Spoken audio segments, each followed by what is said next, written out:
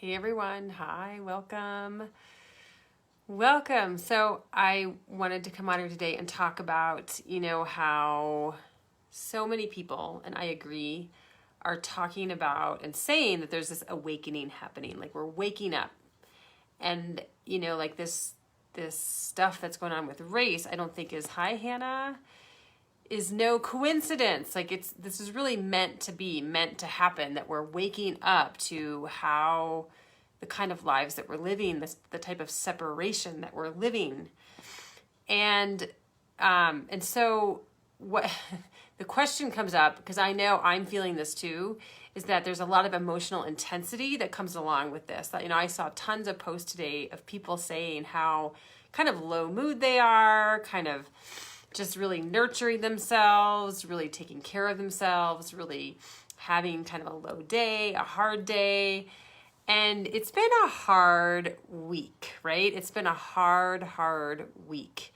And some people live like that a lot. So, and other people were not used to that. And so I just want to acknowledge that piece, that it's not, for many people, this is a normal week actually. And I think it's important for us to recognize that. So, hi, Carolyn. And so I wanted to really advocate for, so I am a very sensitive person. I feel things very deeply and I am very, very sensitive. And so in our culture, that tends to be looked at negatively.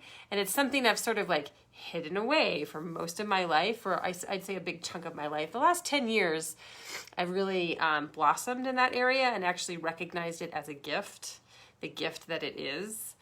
And however, most of our culture does not acknowledge it that way. And I'm okay with that. I'm like, at least I see it for what it is, and I honor and nurture that and value that within myself.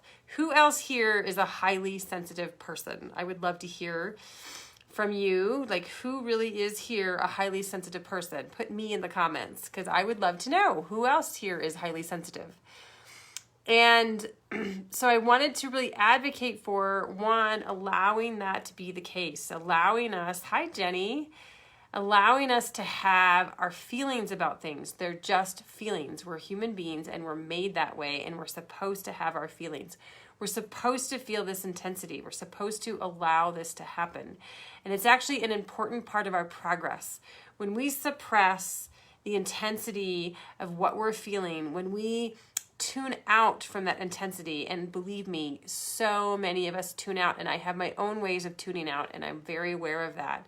But there's very common ways that we tune out from the intensity of our feelings. One is eating.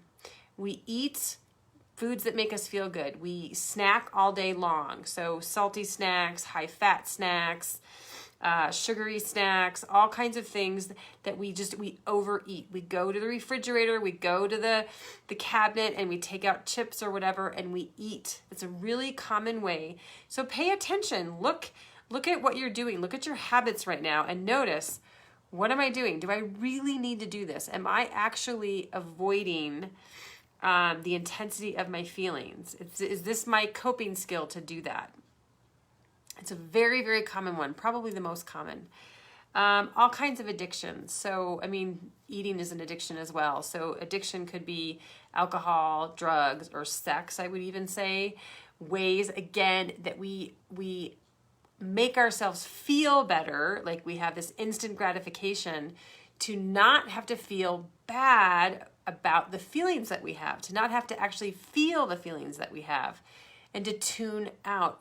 I would really suggest the same thing with any of these addictions. It's oftentimes not so easy. I get that, but I think building awareness is really the first step. So recognizing, where are you allowing yourself to go into sex or drugs or alcohol, to tune out, to just numb out the intensity of what's happening in the world? That actually doesn't do us any favors. It doesn't solve any problems. It doesn't do the world any good. And it doesn't allow us to progress or be part of the solution. Another thing that many of us do, and this is the one that I struggle with more than anything, is to tune out on entertainment. because entertainment is now at our fingertips. We don't even have to go anywhere. We don't even have to like pay extra money for it anymore. We can just log into our account and turn on something that allows us to tune out, whether it be sports or whether it be a movie or whether it be some sort of entertainment to keep our mind focused away from our feelings. And I'm not saying any of this stuff is bad, because I think there is a place and a time for it. But I think what's important to recognize is when we're using it to self-soothe ourselves, that's really what it is. We're using it to like keep us away from feeling the intensity of our feelings. And it's so important for us to be able to, if you let me know if you do any of those, like which ones of those might you do? Is it the entertainment piece? Is it sex or drugs or alcohol? Is it food, or is it something else, like even exercise or reading? Even things that are considered positive can be a way for us to tune out. And there's healthy ways to use those things. But are you finding yourself, reading for, and not really kind of taking care of other things that are important in your life because you can't handle the intensity? And again, there's nothing wrong with any of that. I'm just I want you to build some awareness around the behaviors that you might have and how you might be coping with this intensity, the intensity that we're all feeling. And I am seeing this uptick in my clients of like massive intensity, massive shifts in our children of increase in anxiety, lots and lots of increase in anxiety, lots of increase in mental health issues. And then parents are really, really stressed out because it's been, one thing on top of another. And so building awareness around what are your go-to coping skills, and are you balancing out your coping skills? And do you have some things that are related to emotional release, right? Like, and there's also, you can look at, there's a coping skill, but then there's also, how do you actually increase capacity? I just did a meditation today. I found this meditation from somebody I really trust on actually increasing your emotional capacity. It's actually like a 1-minute meditation about stretching your emotional capacity. And so if anyone's interested in that, you can let me know. And so that could be one avenue, and then releasing emotion so that you're not like getting backed up over and over and over again and being massively backed up with feelings, having all these hard, heavy feelings.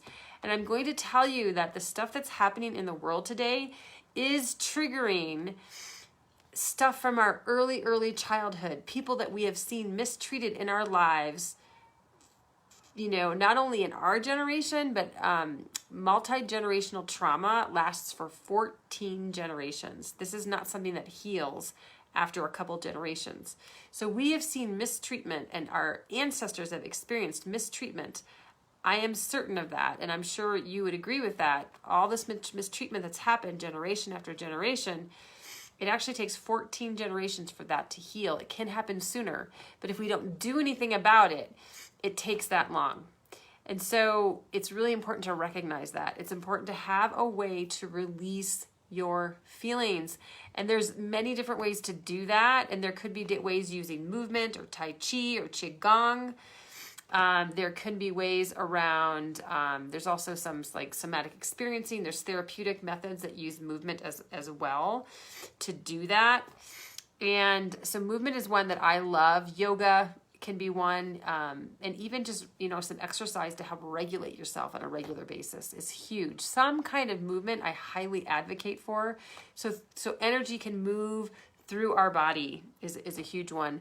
And I also strongly believe in talking to a therapist or to a trusted friend or a trusted counselor or a therapist, somebody who can truly listen without trying to fix you, somebody who can hold your pain and hold your intensity. So, because what can happen, and this has happened to me before, where our feelings are so big and they're so intense that the person who's listening to us actually can't support that. They can't actually hold it and remember that you're a good person. They can't actually remember that you're okay, that you're not going to fall apart, that you're not going to, freak out or whatever, that you're really going to be able to get through this. And if that person can't hold that, it's really not going to be super helpful to you to be able to express yourself. So we need to have places where we can fully express how we feel.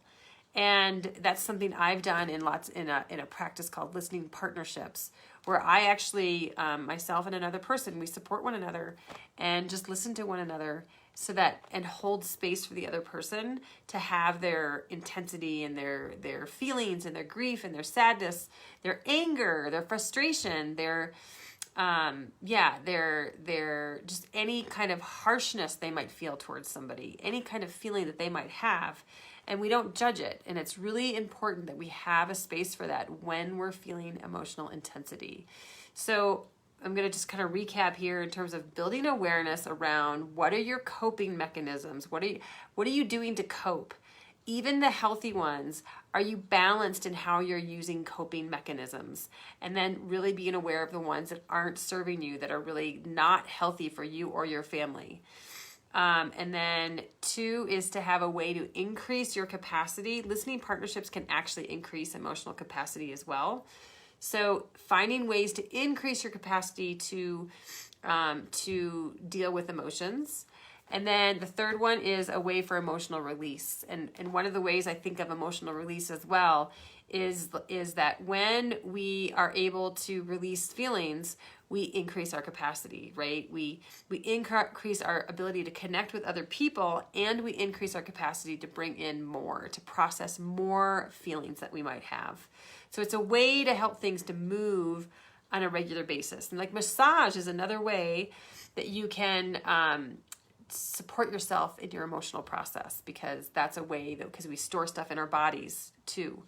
So lots of different ideas here. I would love to hear if you have a favorite way that you support yourself and your emotions. Like, we really need to think about this, just like we think about food, or we think about sleep, or we think about bathing. Like, this is a regular way that we support our emotional and mental well-being, is to support our emotional system.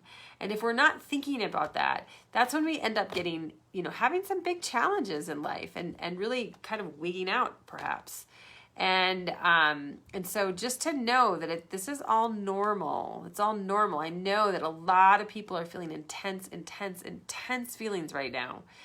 And it's important to take care of ourselves. And it's important to have ways to support ourselves. And for each one of us, it's going to be something different. And, there's no one universal way to make this work. So it's really important that we honor and respect, and we support one another too.